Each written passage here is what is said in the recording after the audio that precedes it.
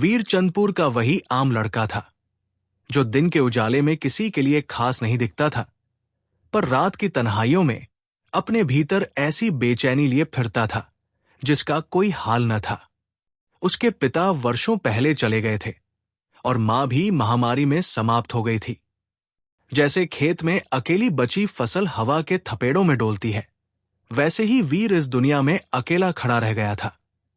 मजबूरी, गरीबी और भीतर कहीं छिपे हुए उस छोटे से उजाले के सहारे जिसे उसने किसी तरह जलाए रखा था। गांव वाले उसे चुप, सीधा और मेहनती समझते थे और उसे कसाई खाने में काम मिल गया था, जो गांव के किनारे बरगद की छाया में एक पुराने खंडहर की तरह पड़ा रहता था, जहां जाने वाले व्यक्ति की आत्मा लौटते लौटते थक जाती थी। धनपाल, कसाई खाने का मालिक, गांव के उन लोगों में था जिनके पास पैसा भी ज्यादा होता है और दिमाग में अंधेरा भी। वो मौत से किसी व्यापारी की तरह पेश आता था। कितनी जानें ली जाएंगी, किस दाम पर, किस बहाने से, सब उसके लिए हिसाब किताब की तरह थे। वीर जानता था कि उसका काम अच्छा नहीं, पर भोजन की जरूरतें अच्छे बुरे की सीमा नहीं देखती। उसके हाथ खून से भले सने होते थे, पर दिल सदा की तरह साफ रहता था। और यही उसका अपराध भी था, क्योंकि धनपाल जैसे लोग साफ दिल वाले लोगों को पसंद नहीं करते। उन्हें ऐसे लोग चाहिए होते हैं जो आदेश सुने और दिमाग बंद करके पालन करें। एक दिन जब वीर पानी की बाल्टी लेकर बाहर निकला तो उसने देखा कि रास्ते पर एक लड़की खड़ी है।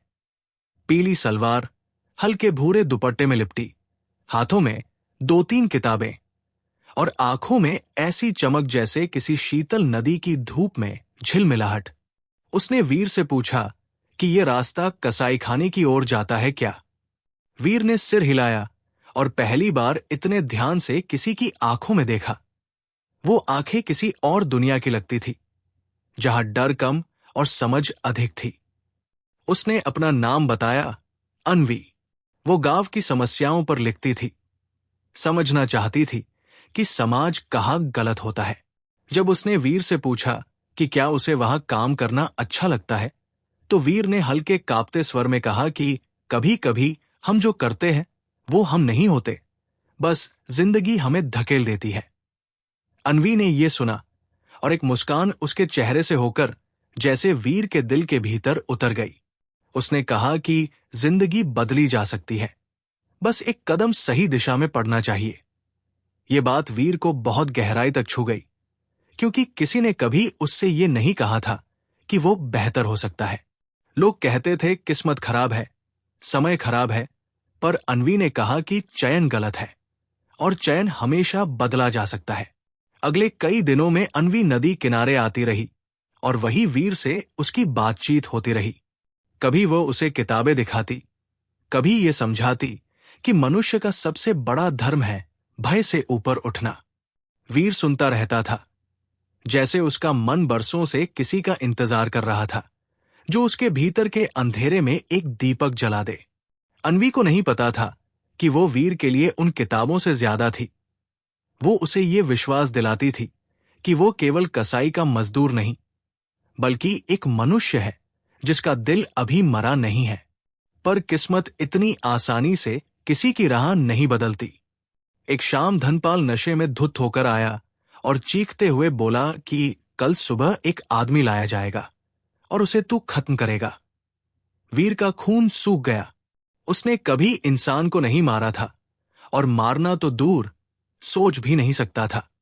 उसने धीमे से विरोध करने की कोशिश की तो धनपाल ने उसकी गर्दन पकड़कर कहा कि मेरे यहां काम करने वाले सोचते नहीं, बस आदेश मानते हैं, और अगर तूने मुंह खोला तो तुझे पहले मारूंगा। यह धमकी वीर की नसों में बर्फ की तरह उतर गई। उस रात वीर अन्वी तक भागा, जैसे डूबता हुआ आदमी किनारे तक भागता है। अन्वी पानी के पास बैठी आसमान को देख रही थी। जब वीर ने कांपते स्वर में बताया कि उसे अगले दिन किसी निर्दोष की हत्या का आदेश मिला है, अन्वी उठकर खड़ी हुई। उसकी आंखें क्रोध से भरी थी, पर आवाज बहुत शांत थी। उसने कहा, तुम मना कर दो। वीर ने कहा कि वो मुझे मार देगा। तो अन्वी ने उसका हाथ पकड़ा और कहा कि मनुष्य देवता और राक्षस अपने कर्मों से बनता है, न कि अपनी मौत से। उसने उससे प्रतिज्ञा कराई कि चाहे कुछ भी हो जाए, वो किसी निर्दोष का खून नहीं बहाएगा। वीर ने कांपते हुए वो वचन दे दिया जो उसका जीवन बदलने वाला था, या यूं कहें कि उसका जीवन समाप्त करने वाला था। लेकिन उसे ये बात उस समय नहीं पता थी। अगली सुबह कोहरा कसाई खाने की दीवारों से चिपक कर बैठा हुआ था, जैसे हवा खुद आने वाली घटना से डर रही हो। धनपाल ने एक किसान को बांध कर लाया था, जो डर से कांप रहा था। उसने चिल्लाकर कहा कि वीर, खत्म कर इसे।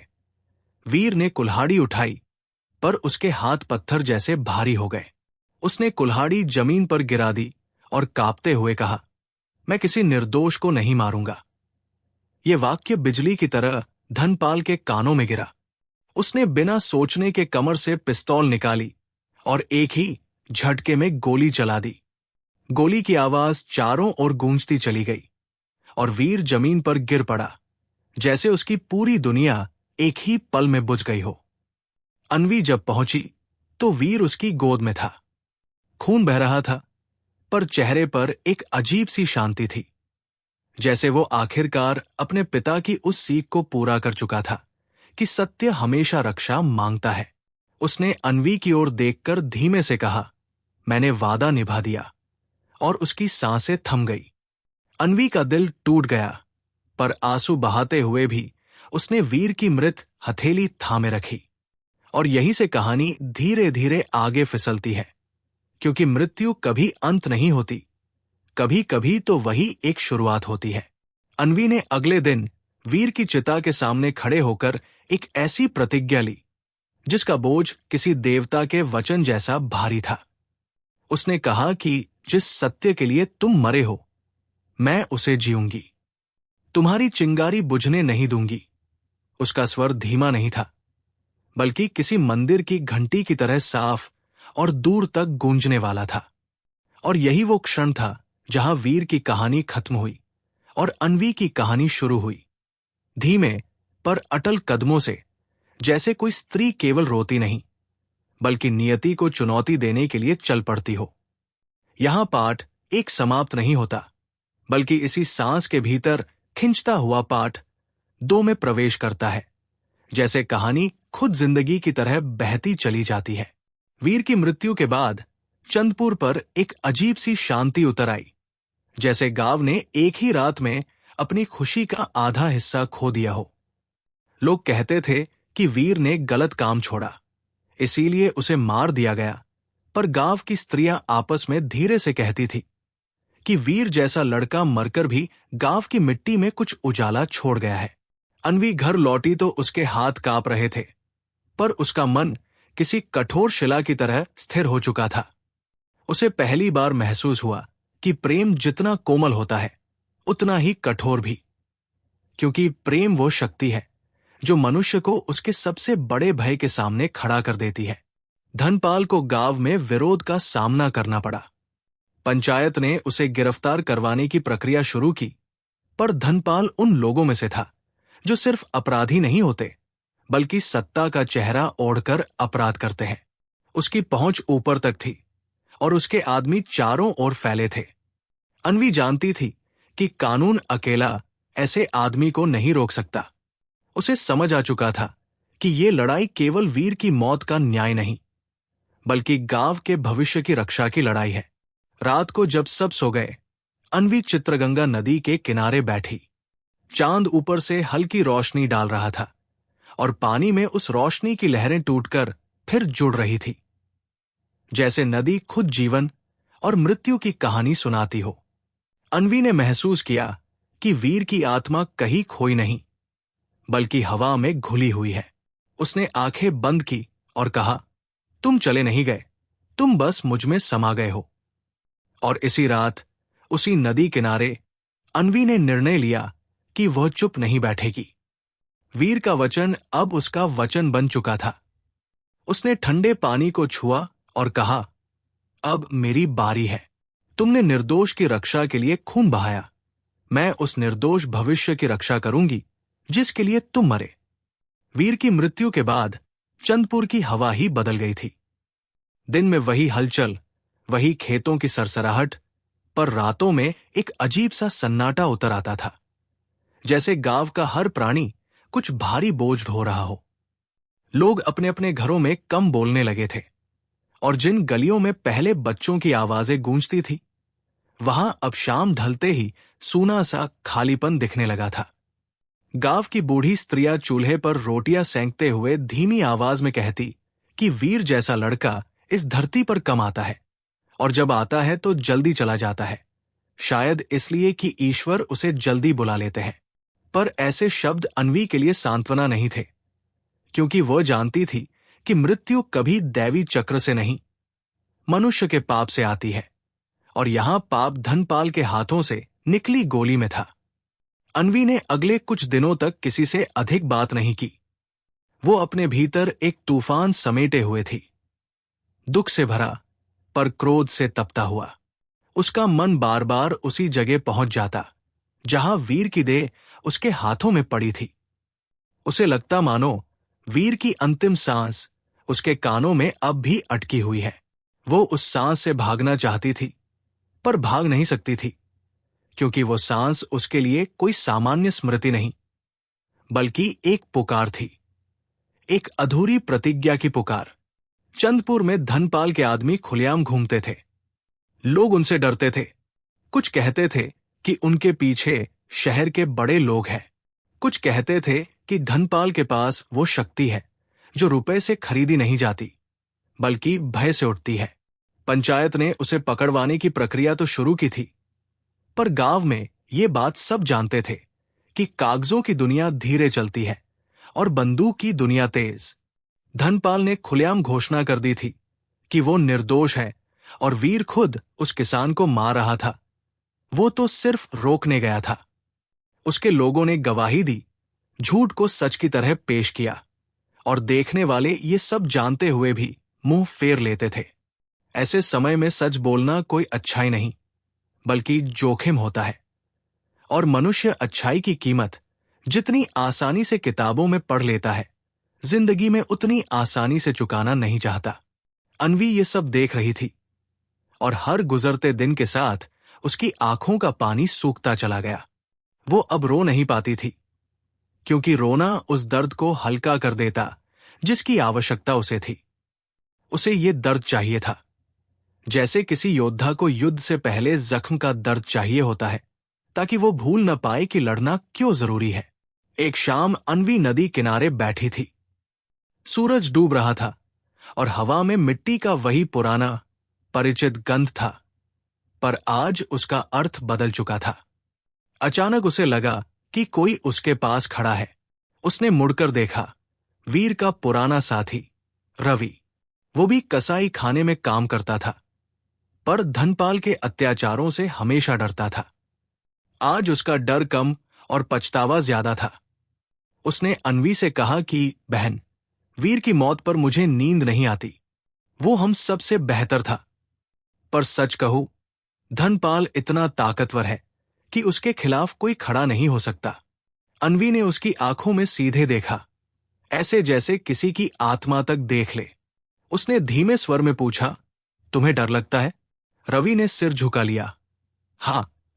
अन्वी ने कहा, तो डरो मत। डर से बड़ा कोई राक्षस नहीं होता। ये वाक्य सुनकर रवि सिहर उठा। उसके भीतर कुछ हिला, शायद वही जो वीर ने कभी उसमें जगाने की कोशिश की होगी। रवि ने पहली बार महसूस किया कि वीर की आत्मा केवल अन्वी में नहीं, बल्कि उसकी हर बात में बसी हुई है। उस रात अन्वी ने फैसला कर लिया कि वो सिर्फ विपक्ष नहीं होगी, वो प्रतिकार बनेगी। उसने वीर की तरह डर को गले नहीं लगाया था, पर अब वो उसके साथ एक युद्ध की तरह खड़ी थी। उसने एक छोटा सा कपड़ा लिया, उसे पानी में भिगोया, और वीर की जगह, जहां उसकी अंतिम सांस थमी थी, वहां जमीन साफ की। ये सफाई किसी धार्मिक क्रिया जैसी नहीं थी, बल्कि किसी घोषणा जैसी थी। घोषणा की वीर की याद मिटेगी नहीं, और उसके नाम पर शुरू हुआ ये संघर्ष यहां से आगे बढ़ेगा। अगले दिन अन्वी ने गांव के कुछ लोगों को इकट्ठा किया। वे लोग जो अंदर से अच्छे थे, पर धीरे धीरे दुनिया की कठोरता ने उनकी आत्मा में धूल जमा दी थी। उसने बिना ऊंची आवाज किए उनसे कहा कि वीर की मौत किसी एक व्यक्ति की मौत नहीं, बल्कि हमारे गांव की आत्मा पर लगी चोट है।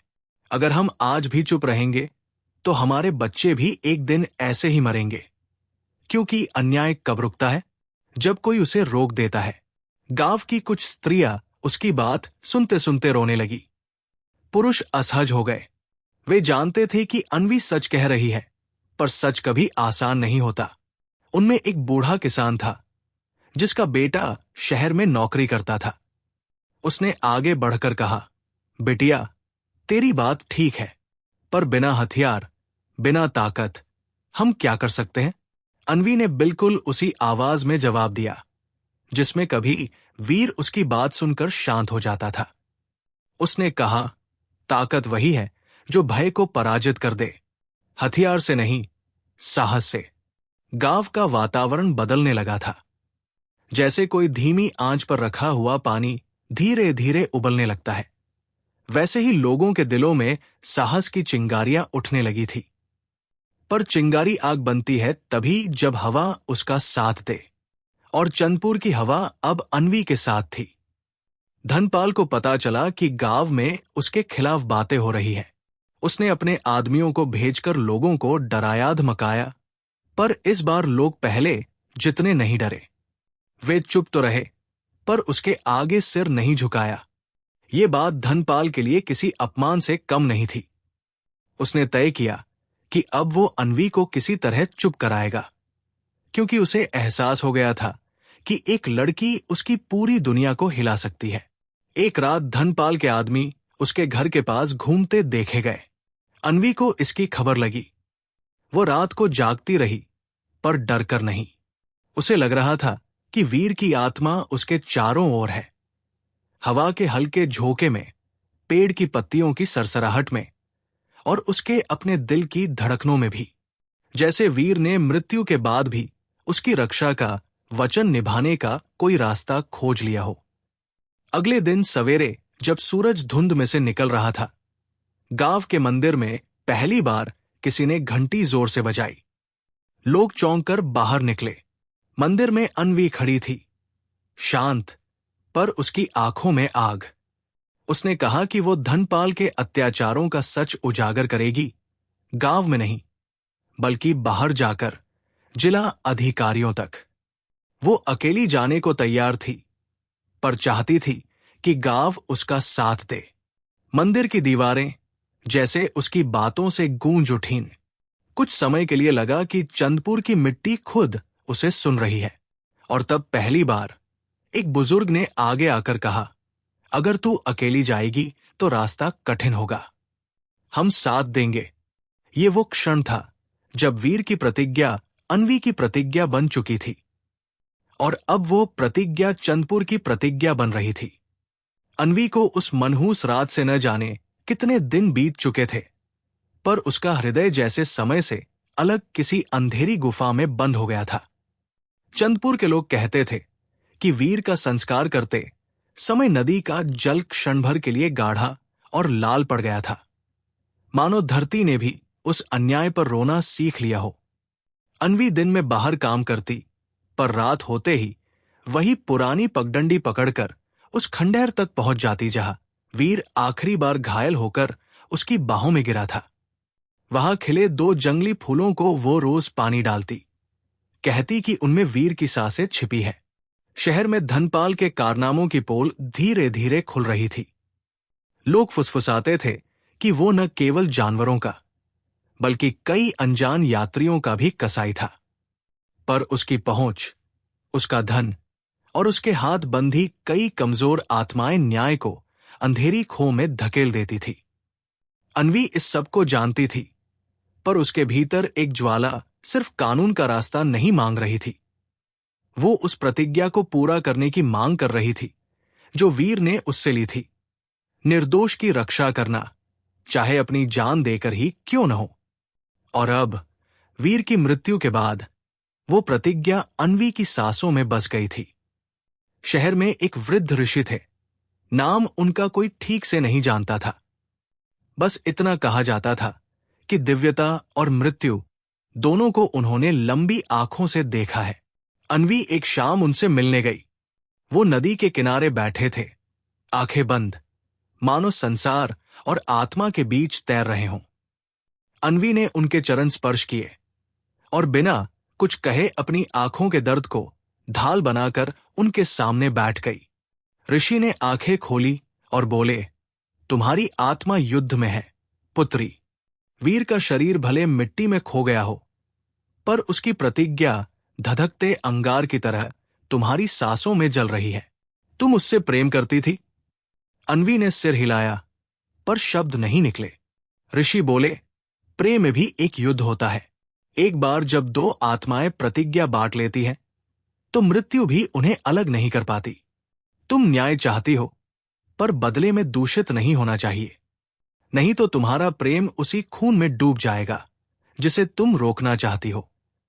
अन्वी ने टूटे स्वर में पूछा, तो क्या करूं? धनपाल आज भी निर्दोषों को डराता है और वीर के रक्त का ऋण हवा में लटका है। मैं उसकी मृत्यु को यूं धूल में बिखरने नहीं दे सकती। ऋषि ने अपनी कमर से एक छोटा सा मिट्टी का पात्र निकाला, जिसमें हल्का सा लाल रंग भरा था। ये वीर की अंतिम चिता की राख है। इसमें उसका साहस बसा है। इसे अपने माथे पर लगाकर जो पथ तुम चुनोगी, वही तुम्हारी नियति बनेगा। और याद रखना, वीर की मृत्यु प्रतिशोध के लिए नहीं थी, वो अन्याय का अंत करने की प्रतिज्ञा थी। अब ये प्रतिज्ञा तुम्हारी है। अन्वी ने वो पात्र हाथ में लिया और जैसे ही राख को छुआ, उसे लगा कि किसी के गर्म हाथों ने उसकी उंगलियों को अपने में भर लिया हो। उसके भीतर कोई हल्की सी रोशनी जागी, नरम, शांत, पर अड़ेग। उसने उसी रात निर्णय ले लिया कि वो धनपाल के अपराधों को दुनिया तक पहुंचाएगी। अगली सुबह से ही उसने दस्तावेज, पुराने रजिस्टर और उन लोगों की गवाही इकट्ठा करनी शुरू की जिन्हें धनपाल ने दबा रखा था। कुछ किसान डर से कांपते थे, कुछ रोते रोते सालों पुरानी जुल्म की कहानियां सुनाते। अन्वी उनके दर्द को अपने कंधों पर रखती गई।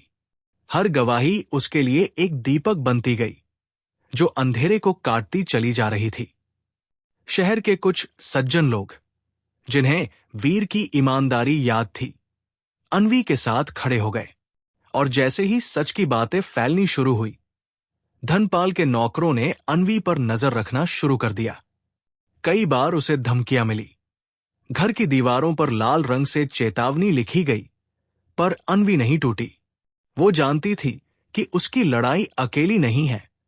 हर कदम पर वीर की प्रतिज्ञा उसके साथ चलती है। एक रात जब वो अपने घर लौट रही थी, धनपाल के गुंडों ने रास्ता रोक लिया। उनमें से एक आगे बढ़ा और बोला, बहुत साहस आ गया है तुम में। मालिक कहता है, ये आग बुझा दो, नहीं तो जला दी जाओगी। अन्वी उसकी आंखों में डरी नहीं, बल्कि ठंडी शांति से देखती रही। उसने कहा, आग नहीं बुझती, वो तो हवा पाते ही भड़कती है। तुम मुझसे डराकर उस सच को नहीं मार सकते जिसने वीर को मार दिया था। गुंडे झलाए, पर शायद उसकी आंखों में जो दृढ़ता थी, उसने उन्हें पीछे हटने पर मजबूर कर दिया। कुछ ही दिनों में अन्वी ने सारे दस्तावेज लेकर जिला अधिकारी के पास पहुंचकर केस दर्ज कराया। अदालत में मामला उठा और पहली बार धनपाल को पेश होना पड़ा। वो अदालत में खड़ा भी ऐसे था जैसे अभी भी वो अपने कसाई खाने का मालिक हो। अहंकार में चूर, आंखों में घमंड का विष। अन्वी जब गवाही देने खड़ी हुई तो पूरा कमरा जैसे ठहर गया। उसने वीर की कहानी सुनाई, कैसे उसने निर्दोष के जीवन को बचाने के लिए अपनी जान दे दी, कैसे धनपाल ने अपने अपराधों के लिए उसे मार दिया, कैसे हर गरीब की चीख उस कसाई खाने की दीवारों में कैद हो चुकी थी। उसके शब्द अदालत की हवा में ऐसे फैलते गए जैसे कोई पुराना श्राप अंततः अपना रूप ले रहा हो। धनपाल की आंखों में पहली बार डर उतरता दिखाई दिया और गवाहों की एक लंबी कतार उसके अपराधों के पत्थर खोलती चली गई। अदालत ने उसे आजीवन कारावास की सजा सुनाई, पर कहानी यही नहीं समाप्त हुई। निर्णय के बाद जब अन्वी अदालत से बाहर निकली, बादलों के पीछे से हल्की धूप झांक रही थी। हवा में नदी की खुशबू थी, वही खुशबू जो वीर के साथ उसकी आखिरी रात में बह रही थी। अन्वी अदालत की सीढ़ियों पर खड़ी होकर आकाश की ओर देखती रही। उसका चेहरा शांत था, जैसे किसी लंबी तपस्या के बाद आत्मा ने एक छोटा सा मंदिर पा लिया हो। उसने धीरे से कहा, वीर, मैंने तुम्हारी प्रतिज्ञा पूरी कर दी। और तभी एक हल्की, लगभग अदृश्य हवा उसके गाल से टकराई, नरम, गर्म, जैसे किसी परिचित हथेली ने उसे सहलाया हो। कुछ लोग कहते हैं कि उस शाम नदी के मोड़ पर 2 जंगली फूल अचानक खिल उठे, जिनकी पंखुड़ियों पर महीन सी लाल चमक थी, मानो वीर की राख से जन्मे हों। अन्वी उन फूलों के पास रोज जाती है। वो जानती है कि प्रेम शरीर के साथ नहीं मरता, वो प्रतिज्ञा बनकर रह जाता है। न्याय की लड़ाई वीर ने शुरू की थी, पर उसे पूरा करने के लिए एक स्त्री की आत्मा को देवत्व तक उठना पड़ा। और चंदपुर में आज भी लोग कहते हैं, कभी कभी प्रेम मनुष्य को देवता नहीं बनाता, बल्कि उसे इतना अडिग बना देता है कि देवता भी उसे प्रणाम करें।